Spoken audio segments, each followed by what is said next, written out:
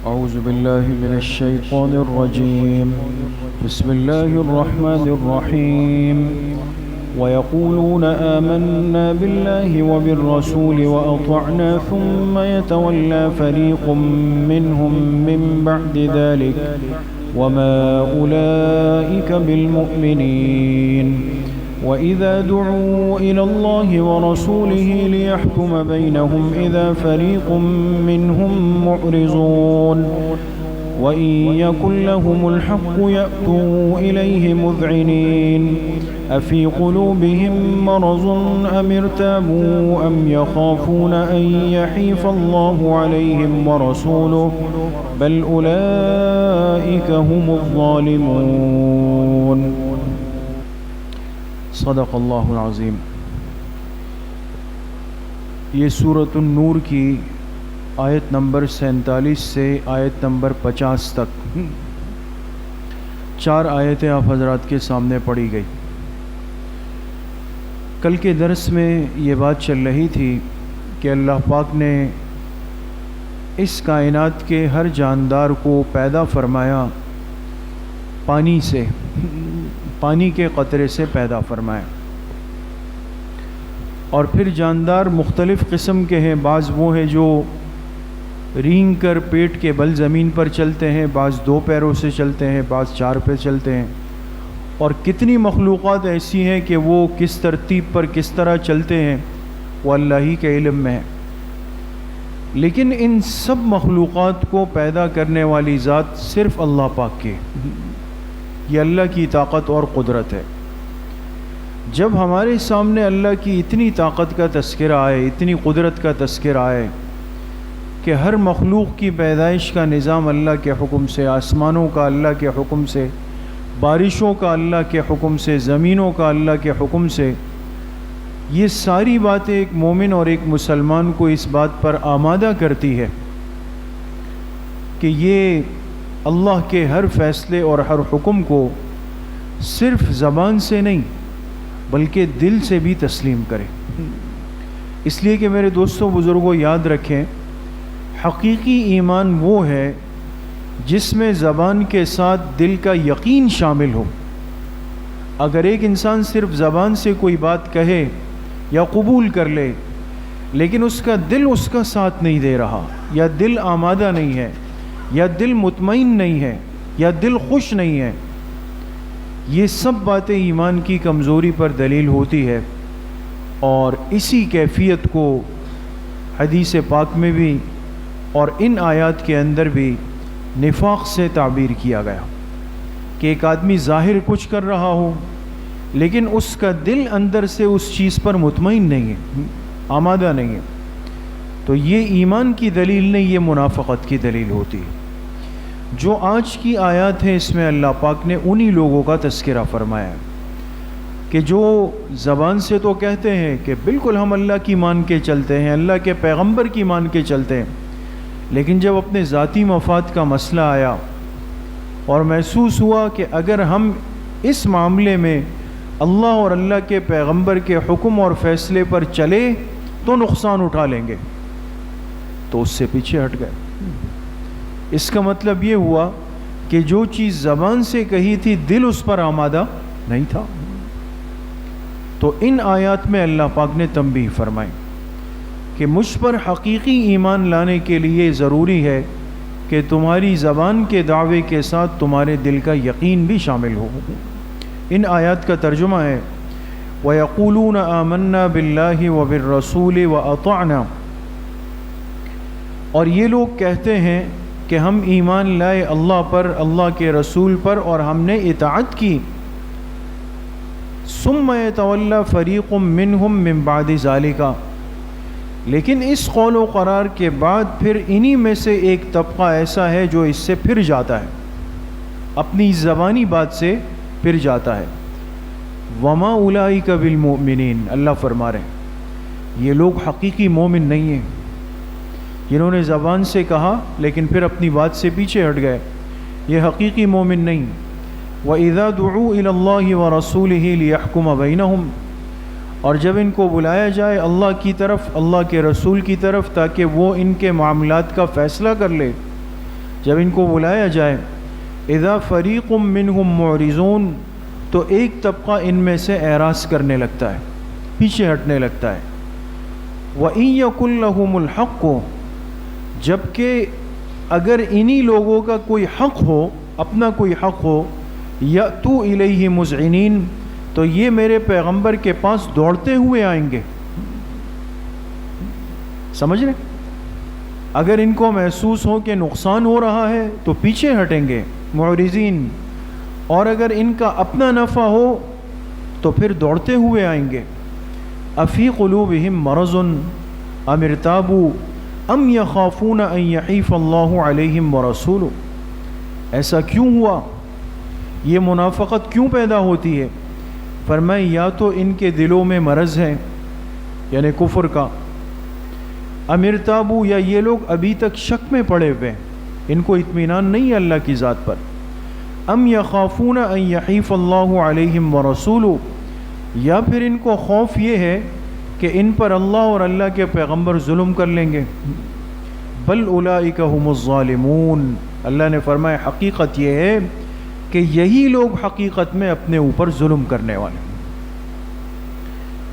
تو میرے محترم دوستوں، بھائیوں اور بزرگوں، ان 4 آیات میں اللہ پاک نے ہمیں اس حقیقی ایمان کی طرف متوجہ کیا جو انسان کو اللہ کی نگاہ میں مومن بناتا ہے، اور وہ کیا ہے کہ انسان دین کے تمام احکامات پر، فیصلوں پر دل سے راضی ہو، دل سے راضی ہو۔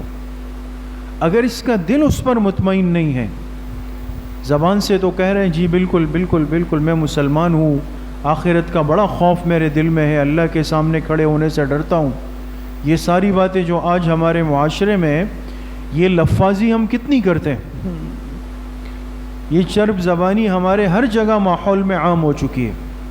ہر آدمی ہر جگہ پہ کھڑے ہو کر یہی کہتا ہے میرے دل میں اللہ کا بہت خوف ہے، میں اللہ سے ڈرتا ہوں، قبر سے ڈرتا ہوں، آخرت سے ڈرتا ہوں۔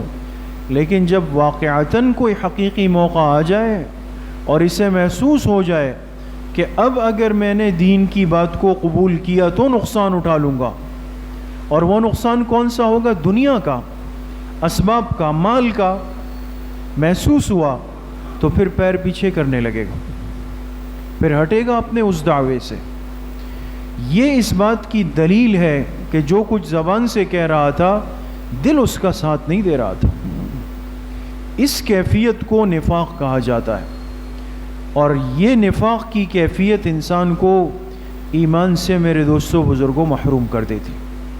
اس لیے ان آیات کے اندر اللہ پاک نے منافقین کی مثال دی کہ یہ لوگ جب دعووں کا وقت آتا ہے، جب باتوں کا وقت آتا ہے، کہتے ہیں اللہ پر بھی ایمان ہے، اللہ کے پیغمبر پر بھی ایمان ہے، وَأَطَعْنَا اور ہم انہی کی مان کر چلیں گے۔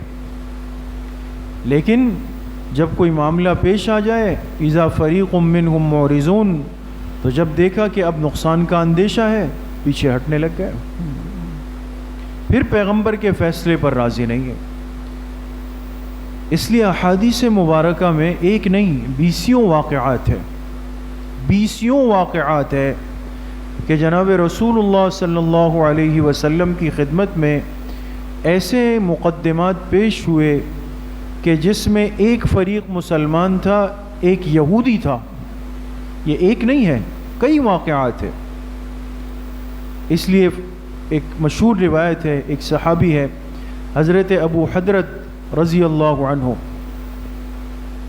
انہوں نے ایک یہودی سے کچھ درہم لیے، 4 درہم کا لفظ ہے یا 40 کا لفظ ہے، اس طرح مختلف الفاظ ہیں، 4 درہم لیے یا 40 درہم لیے، ایک یہودی سے قرض لیا اور وقت طے کر لیا کہ اس وقت پہ آپ کو دے دوں گا، اور وہ وقت پورا ہو گیا، اور یہ یہودی نے جا کے اپنے قرض کا مطالبہ کیا کہ جی میرے وہ درہم واپس دیں، تو انہوں نے فرمایا کہ میرے پاس تو دینے کے اسباب نہیں ہیں۔ اب مدنی زندگی ہے، یعنی حضور علیہ الصلوۃ والسلام مدینہ طیبہ میں، یہودی نے کہا کہ چلتے تمہارے پیغمبر کے پاس، حضور علیہ الصلوۃ والسلام کی خدمت میں حاضر ہوئے، آپ نے بات سنی، آپ نے فرمایا حضرت ابو حضرت سے کیا تم نے لیے ہیں؟ انہوں نے فرمایا لیے ہیں. واپس کیوں نہیں کر رہے؟ فرمایا اللہ کے رسول صلی اللہ علیہ وسلم دینے کے اسباب نہیں. آپ نے فرمایا مجلس بیٹھی ہوئی تھی، فرمایا اس مجلس میں کوئی ہے جو ابو حضرت کا قرض دے دے؟ سب خاموش بیٹھ گئے. پھر فرمایا کوئی ہے جو ابو حضرت کا قرض دے دے؟ پھر بھی سب خاموش تھے. پھر تیسری مرتبہ فرمایا کوئی ہے جو ابو حضرت کا قرض دے دے؟ پھر بھی سب خاموش بیٹھے. آپ نے فرمایا یعنی یہ اس بات کی دلیل تھی، یعنی آپ اندازہ لگائیں کہ غربت کا یہ عالم تھا اس وقت کہ کسی صحابی کے پاس 4 یا 40 درہم کی ادائیگی کے خود بھی اسباب نہیں تھے. کوئی ایسا نہیں تھا نعوذ باللہ کہ وہ آمادہ نہیں ہو رہے تھے اس پہ. آپ نے فرمایا ابو حضرت اب تمہیں اپنے قرض کی ادائیگی کا انتظام خود کرنا پڑے گا. تو روایت کے اندر آتے ہیں یہودی کو ساتھ لیا. آپ کیا کریں؟ ایک چادر تھی اس سے عمامہ باندھا ہوا، اور ایک چادر تھی اس کو کندھے پر رکھا ہوا، ایک چادر سے تہبند باندھی ہوئی. بازار گئے. اب جو چادر سر پہ تھی یہ قیمتی چادر تھی، یہ قیمتی چادر تھی، اور جو کندھے پر پڑی ہوئی تھی یہ ردی ہلکی سی چادر تھی. تو مدینہ کے بازار میں کھڑے ہو گئے اور وہ قیمتی چادر جو عمامے کی شکل میں تھی اس کو کھول دیا اور اعلان کرنے لگے کہ ہے کوئی جو اس کو اتنے درہم میں خرید لے. تو ایک شخص آئے، انہوں نے خرید لیا. اسی موقع پر حضرت ابو حضرت نے وہ درہم لیے اور اس یہودی کا قرض اسی موقع پہ ادا کر دیا. یہ ایمان والوں کی مثال ہے کہ جنہوں نے سب کچھ ہوتے ہوئے کہ بھئی پیغمبر ہمارے ہیں، حکومت ہماری ہے، ریاست ہماری ہے، غلبہ ہمارا ہے، چاہتے نہیں دے رہا ہوں، مکر جائے، انکار کر دے، اڑ جائے، زبردستی کرے نہیں. قیامت تک آنے والے انسان کو ایک پیغام منتقل ہوا کہ آخری پیغمبر کے تربیت یافتہ لوگ ایسے تھے کہ جس سے جو حق لیا تو اس کو قبول کرنے میں ہچکچائے نہیں، فوراً واپس کیا. اسی مدنی زندگی میں دوسرا واقعہ پیش آیا مشہور. وہاں معاملہ ہوا ایک یہودی کا ایک منافق کے ساتھ، اور وہ منافق ظاہر سی بات ہے کہ ظاہراً تو مسلمانوں کی صف میں گھومنے والا، مسلمانوں کے ساتھ بیٹھنے والا، اور ایک زمین پر دونوں کا تنازع ہو گیا، یہودی کا اور اس منافق کا. یہودی نے کہا زمین میری ہے، منافق نے کہا زمین میری ہے. معاملہ کس کے پاس حل کریں؟ یہود کے جو بڑے تھے وہ کعب ابن اشرف تھے، جو مدینہ میں یہود کے بڑے سردار تھے اور بڑے معزز مالدار قسم کے آدمی تھے. کعب ابن اشرف، یہود اپنے سارے معاملات اس کے پاس لے جاتے تھے اور حضور علیہ الصلوۃ والسلام کی خدمت میں مسلمان اپنے معاملات لاتے تھے، صحابہ لاتے تھے. اب جب یہ معاملہ ہوا منافق اور یہودی کا تو انہوں نے کہا بھئی چلیں اپنا معاملہ کسی بڑے کے پاس لے جاتے ہیں. تو یہودی نے کہا تمہارے پیغمبر کے پاس چلتے ہیں، حضور علیہ الصلوۃ والسلام کی خدمت میں چلتے ہیں. اس لیے کہ منافق ظاہراً تو مسلمان بنا ہوا تھا نا، تو یہودی کو تو کہ وہم و گمان میں بھی نہیں تھا کہ یہ میری اس پیشکش کو رد کرے گا، لیکن یہ یقین سب کو تھا کہ اللہ کے آخری پیغمبر کے پاس جو فیصلہ جائے گا آپ حق کا فیصلہ فرمائیں گے. تو اس نے کہا آپ کے پیغمبر کے پاس چلتے ہیں. منافق کو پتا تھا کہ اگر حضور کی خدمت میں گئے تو فیصلہ پھر یہودی کے حق میں ہے، اس لیے کہ وہ حق پر تھا، زمین اس کی ہے. تو منافق نے کیا کہا کہ نہیں، کعب ابن اشرف کے پاس جاتے ہیں. ظاہراً مسلمان بنا ہوا ہے لیکن دل سے منافق تھا، اندر سے منافق تھا. جو زبان سے کہہ رہا تھا دل اس کا ساتھ نہیں دے رہی تھی. اس لیے کیا کہا کہ نہیں، کعب ابن اشرف کے پاس چلتے ہیں. کیوں؟ اس لیے کہ کعب ابن اشرف جیسے لوگ وہ تھے کہ جو پیسے لے کر، دنیا کے اسباب لے کر فیصلے کرتے تھے لوگوں کے. جو ہوتا ہے نا، رشوت لی، اس سے پیسے جس سے زیادہ مل گئے اس کے حق میں فیصلہ کر دیا. اور یہودی بھی سمجھتا تھا کہ کعب ابن اشرف ہمارا بڑا تو ہے لیکن وہ راشی ہے، رشوت لے کر کے فیصلے تبدیل کرتا ہے. لہٰذا اس نے کہا نہیں، حضور علیہ السلام کی خدمت میں جائیں گے. چنانچہ یہ معاملہ حضور علیہ السلام کی خدمت میں آیا، اور آپ نے جب معاملے کو سنا تو آپ نے فرمایا کہ زمین یہودی کی ہے اور یہودی کو دی جائے گی. ان آیات میں اللہ پاک نے اسی بات کی طرف اشارہ فرمایا کہ جب ان منافقین سے کہا جائے کہ اپنے معاملات اللہ کے پیغمبر کے پاس لے آؤ، تو پھر یہ لوگ پیر پیچھے کرتے ہیں، ہٹنے لگتے ہیں، اعراض کرنے لگتے ہیں. ہاں اگر ان کا اپنا کوئی حق ہو تو پھر دوڑتے ہوئے آئیں گے کہ بھئی ہمارا یہ مسئلہ حل ہو جائے. تو آج مسئلہ یہ ہے کہ اگر انسان کا اپنا کوئی حق ہوتا ہے، کہیں بنتا ہے، تو اس کے لیے پھر ہر چیز پہ میں آمادہ ہوں. پھر شریعت کو بھی قبول کروں گا، دین کی بات کو بھی بیچ میں لاؤں گا، قرآن کو بھی رکھوں گا، کلمہ بھی پڑھوں گا، اس لیے کہ پتہ ہے نا کہ چیز میری ہے. لیکن جہاں پہ پیر پھنسے گا، جہاں یہ محسوس ہو جائے کہ چیز میری نہیں ہے، حق دوسرے کا ہے، میں غلط جا رہا ہوں، تو پھر اس موقع پر نہ شریعت قبول ہے، نہ دین قبول ہے، نہ کلمہ قبول ہے، نہ قرآن کا اصول قبول ہے، نہ مفتی صاحب کے فیصلے قبول ہے، کچھ بھی پھر قبول نہیں. پھر کوشش یہ ہوگی کہ آپس میں بیٹھ کر کے ایسے افراد کو بٹھایا جائے جو پیسے لے کر میرے معاملات کو حل کر دیں. اس لیے میرے عزیزوں، دوستوں، بزرگوں، یہ دنیا تو برف کی طرح ہاتھ سے نکلتی جا رہی. یہ تو مثل برف ہے، ایسے خاموشی سے پگھل رہی ہے کہ یہ محسوس بھی نہیں ہو رہا. یہ ہاتھ سے جا رہی ہے، ختم ہو رہی. انسان لے لے گا کسی سے اس کا حق، کتنے دن لے گا اور کتنے دن تک کھائے گا اور کب تک ہضم کرے گا؟ بہت بڑی مصیبت گلے میں آ جائے گی. اور قیامت کے دن پھر جب اللہ کے سامنے پیش ہوگا تو بہت بڑا بوجھ اس کی گردن کے اندر پڑا ہوا ہوگا. اس لیے میرے عزیزوں، دوستوں، بزرگوں، آخرت کی زندگی کو سامنے رکھ کر اپنی دنیا کی زندگی کی ترتیب بنانی ہے. آخرت کی زندگی کو سامنے رکھ کر دنیا کی زندگی کی ترتیب بنانی ہے. جیسے ایک آدمی اپنا گھر بناتا ہے تو انجینئر اس کو ایک نقشہ پورا دے دیتا ہے. انجینئر کا بہت بڑا کام ہوتا ہے. حالانکہ آج تک کسی نے اپنے گھر کا، یہ جتنے ساتھی ہم یہاں بیٹھے ہوئے ہیں، ہر ساتھی کا کسی نہ کسی بلڈنگ میں گھر ہے، لیکن کسی سے پوچھ لے کہ آپ نے اپنے انجینئر کو دیکھا ہے؟ کسی نے بھی نہیں دیکھا. انجینئر صاحب کون تھے؟ لیکن اس پر 100% یقین ہے کہ اس عمارت کا نقشہ بنانے والا ایک انجینئر تھا، اور اسی نقشے کی بنیاد پر یہ عمارت بنی اور اس کی ترتیب ہوئی اور یہ سب کچھ سیٹ ہوا.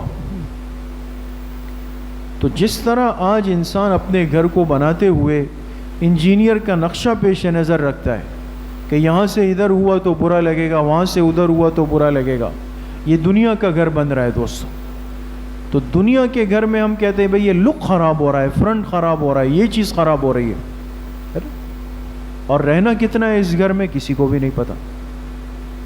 اور آخرت کی ابدی، دائمی، ازلی زندگی ہے، اور اس کو سامنے رکھ کر زندگی کی ترتیب بنانی ہے، وہ کسی کے ذہن میں بھی نہیں ہے. بس اس لیے میرے عزیزوں، دوستوں، بزرگوں، فکر آخرت سامنے رکھ کر زندگی گزارنا، یہ انسان کی حقیقی اور اصل کامیابی ہے. اور اگر خدا نخواستہ انسان آخرت سے غافل ہو جائے، قبر سے غافل ہو جائے، اللہ کے سامنے پیش ہونے سے غافل ہو جائے، اور پھر اپنی زندگی کی ترتیب بنائے گا، بہت سارے لوگوں کے حقوق مار کر زندگی گزارے گا، اور ایک دن اسی کیفیت میں دنیا سے چلا جائے. اللہ پاک مجھے بھی آپ سب کو صحیح عمل کی توفیق نصیب فرمائے. الحمدللہ رب العالمین والصلاة والسلام علی سید الانبیاء والمرسلین.